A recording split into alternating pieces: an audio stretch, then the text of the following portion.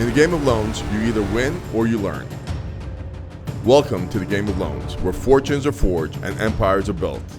Your hosts, lords of lending and wholesaling, are here to guide you through the realm of real estate and wealth building. Brace yourselves, cash flow is coming.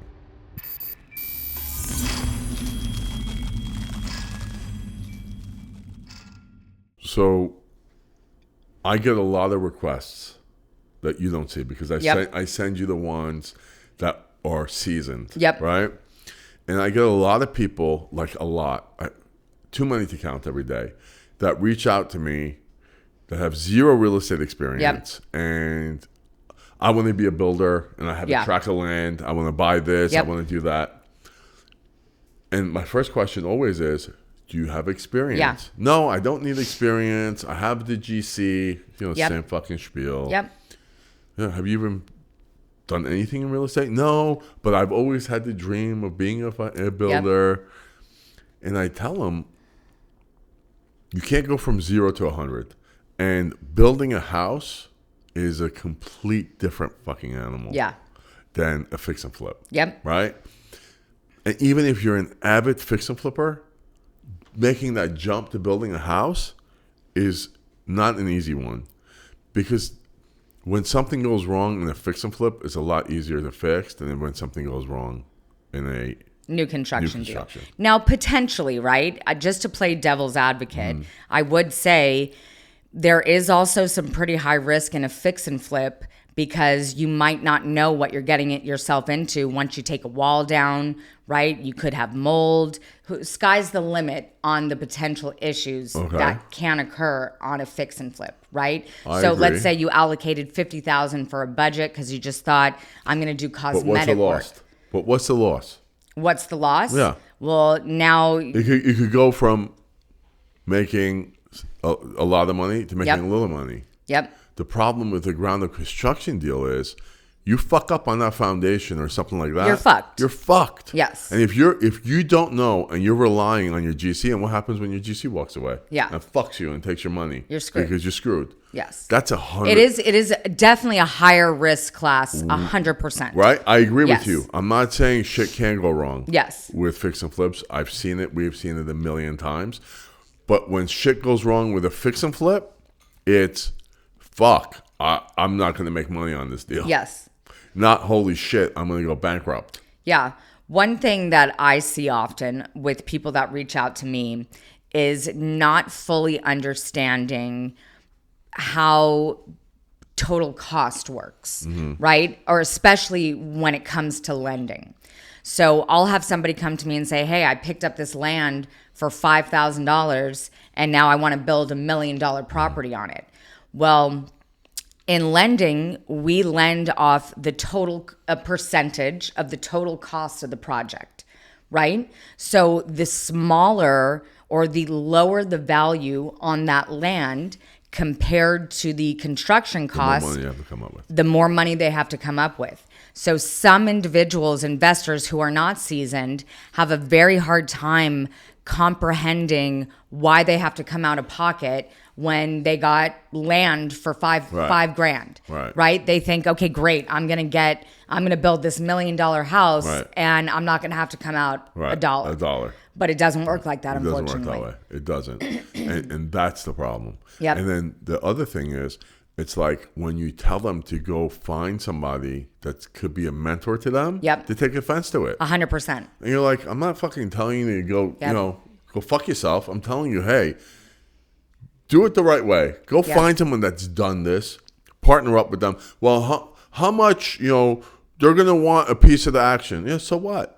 It's better than fucking having a mentor than you losing your shirt. I tell them all the time. That's the difference between somebody who, a new investor who's going to be successful and who is not, is willing to take corrective criticism. Yeah. Right? And take direction and embrace that and be grateful and thankful that there are individuals out there who are willing to mentor them, who are willing to help them. But then you have ones that are just stubborn, that think they know everything. And probably will fall flat on their face. I've seen it over and over again. And then, you hear but give me an opportunity, give me a chance. I go, I'm not trying to be a dick, but you're not my son. Yeah. Why would I you're not related to me. Why would I do that and potentially lose my shirt? Yep. I promise I won't. I go, if I had a fucking penny for every promise people made me, I'd be a trillionaire right now, And I try, it's nothing against them. Yep. It's just things that we've seen for such a long time, right? It's like, what do we say? We've been around for a long time. We've seen the trends. The other thing we say is, on the lending side, anytime anyone goes in 100% financing, without the people coming up with some skin in the game, they're going to fucking lose at the end. Yeah. And I've seen that happen so many times. We had one of our top fix and flippers decided that he was going to raise $20 million from friends and family. Okay. And he did. Yep.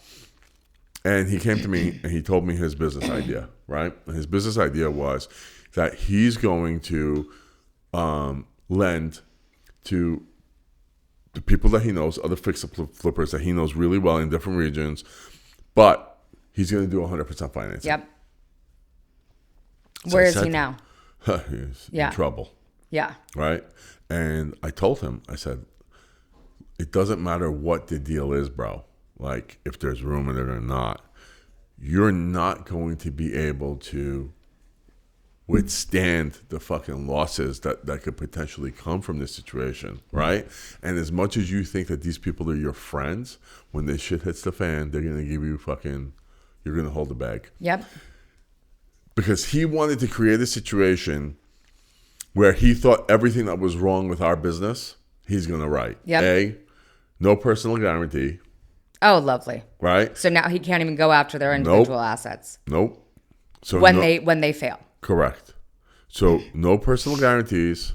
And he was always arguing that if there's enough room, ARV-wise, 100% financing. 100% financing. And what I told him is, in my life, what I've seen always, again and again, is that when somebody doesn't have skin in the game or any sort of liability, when they could walk away, that's the first deal that they're going to walk away from. The last deal that they're ever going to walk away from is the one that they have skin in the game. Yep. And a fucking personally liable for it, right? They're not walking. Or they're going to think fucking twice. But if you don't have them on the hook for anything, you're fucked. Yep. Another scenario that a lot of individuals newer investors, right? They don't understand is I see a lot of failed projects come my way, and they're looking for what we call a bailout, right? So it's a situation in which they weren't able to complete the project within the allotted amount of time on their existing loan. Now that loan is matured, they're potentially underwater. Who knows? So not to say we do mid-construction all the time, right? There's plenty of valid reasons as to why a project was stalled. So maybe it took too long getting permits. Unfortunately, there are lenders out there that do at times not have the money to give the draw, right? And so that's a great situation. That's why we're here, to help those people out. So, but there are projects that I see where it just doesn't make sense, right? They're 2+ years in, they've barely started on the project, or foundation has been in for 2 years. Okay, what is the real story here, right? And that is where an individual, especially in private lending, that's where the knowledge really is going to come into play, right? So that you can identify immediately whether this is a scenario we want to get into or not. Right? Is this too high risk? Why is this person failing? Is it truly, a valid reason, or is it a shit deal? Or the guys that want to be the market maker in the place, right? Yep. It's, this business, this area is gentrifying. I'm going to make the first, luxury house in this area. Yep. and you're sitting there saying, well, congratulations, I admire you, but I'm not the one that's willing to make that gamble. Yeah. Right? If you want to build $1 million house and the closest house, in value is $500,000. Yep. Good luck. Good luck. It's just not going to happen. Yeah. And look, there are individuals out there who are the pioneer, yes. right? And they do make it work. However, it is far and few. You're right. But I'll tell you, I've seen that because I saw that happen in places like Brooklyn, right? Yep. They would make the market differently, though. So let's say the average price, let's throw out a number, was $125. Yep. They'd come in and go $135. Yeah. They'd build another one, go $145. Yep. They'll build another one. It was incremental. Sometimes, and if we'll go with the guys that are incrementally doing it. Yeah. It's the guys that want to make such a big fucking move. Jump. Correct. In a particular place, and we've seen yes. that. And it's they want to build the white elephant. They want, yeah. Yes. And that's a problem. Yes. And will someone do it? Maybe someone will give it to them. But I always tell them, when you're that fucking far off on the value, though, yeah, you're gonna have a problem. Yep. So there was a builder that came to us and wanted to borrow money, and I went to see his work, and they had built like what they felt were $2 million properties in the area of Franklin, because it's Franklin. Yep. But the street was just a fucking horrible street. Yeah. And they're using comps from, it was close to West Haven. They're using West Haven comps to justify the value. Yeah. And I'm sitting there saying, hey, man, this is not that area. Yep. Across the street, I mean, besides the fact. You have a crack house across the street. Maybe it's not a crack house, yeah. but it's not pleasant. Yeah. Right?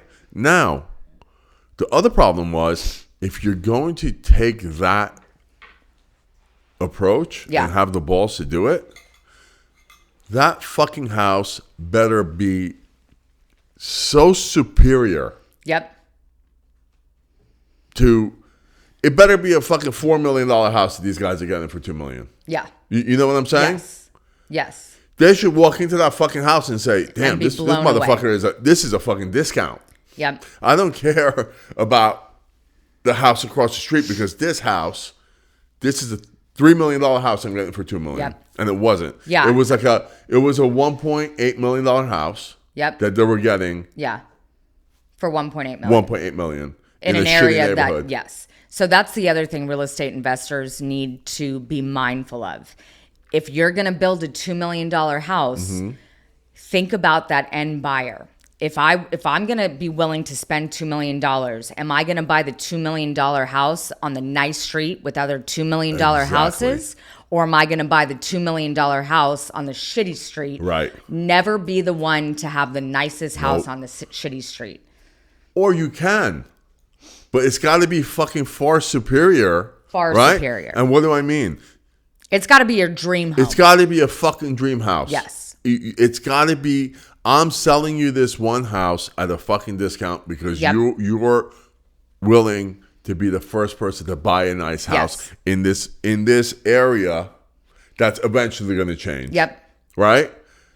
And because you're willing to take the risk, I'm giving you a far superior house than for the price. And they're not doing it. And that's very important. That is the biggest pitfalls that could come is, again, location.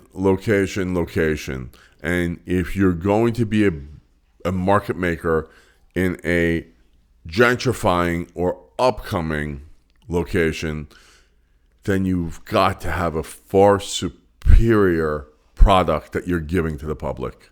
And if you don't, you're going to trip and you're going to fucking land on your face. And I've seen it happen time and time again in 35 years in this business. You've been listening to The Game of Loans, where real estate battles are fought and won. Make sure to fortify your defenses by subscribing. Cash flow is coming, and we'll be back next time to help you claim your throne. The war of wealth continues.